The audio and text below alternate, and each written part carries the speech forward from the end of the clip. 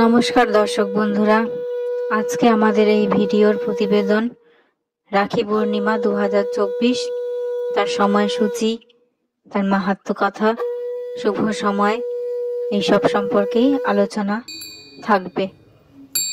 আমরা সকলেই জানি যে ভাই এবং বোনেদের ভালোবাসার বন্ধন, এই রাখির সুতোয় বেঁধে রাখার এক রীতি অনেক দিন ধরেই প্রচলিত রয়েছে। তাই ছোট থেকেই বোনেরা তাদের ভাইদের হাতে রাখি পরিয়ে তাদের সুরক্ষা এবং তাদের প্রতি ভালোবাসার প্রকাশ করেন। হিন্দুদের একটি অন্যতম উৎসব এই রাখি পূর্ণিমা বা রাখি বন্ধন। সাধারণত শ্রাবণ বা ভাদ্র মাসের পূর্ণিমা তিথিতেই রাখি বন্ধন উৎসব পালন করা হয়।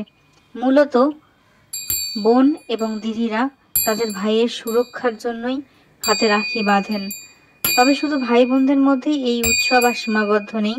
যে কোনো ব্যক্তির মঙ্গল কামনায় তাদের হাতে রাখি পরিয়ে সৌভ্রাতৃত্ব স্থাপন করা হয়ে থাকে এবং তা পালন করা হয় গোটা ভারত জুড়ে। এবছর রাখি পূর্ণিমা পড়েছে 19শে আগস্ট সোমবার। চলুন দেখে নেওয়া যাক এর সঠিক নির্ঘণ্ট সময়সূচি কোনটা।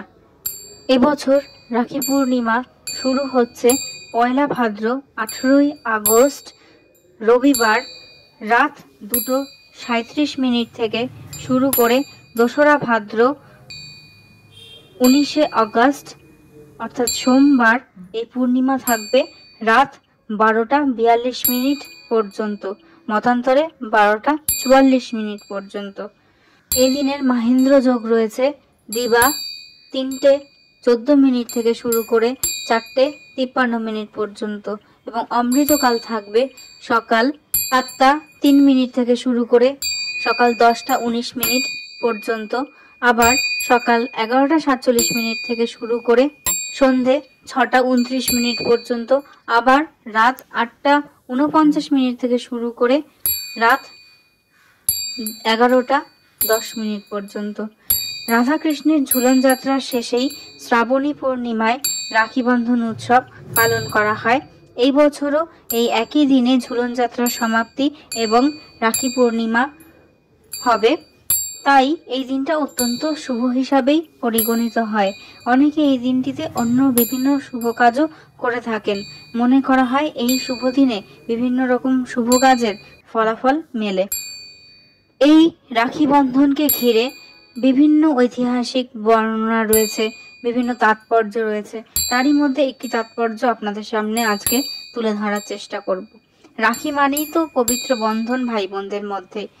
এই উদাহরণস্বরূপ 326 খ্রিস্টপূর্বাব্দে গ্রিক বীর আলেকজান্ডার যখন ভারতবর্ষ আক্রমণের জন্য রওনা দিয়েছিলেন, তখন আলেকজান্ডারের স্ত্রী রোজানা রাজা পুরুকে একটি রাখি স্বরূপ সুতো পাঠিয়েছিলেন, যাতে পুরু রাজার কাছে আলেকজান্ডারের কোনো রকম ক্ষতি না হয় সেই অঙ্গীকার প্রার্থনা করেছিলেন।